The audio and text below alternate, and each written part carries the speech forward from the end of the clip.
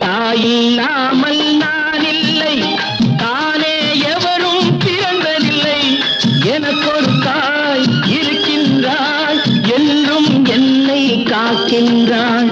தாயில்லாமல் நான் இல்லை, தானே எவரும் பிறந்ததில்லை.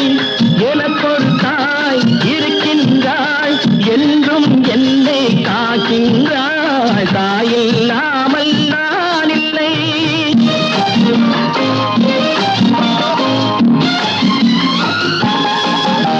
ஜீவநதியாய் வருவாள், என் தாகம் தீர்த்து மகிழ்வாள். ஜீவநதியாய் வருவாள், என்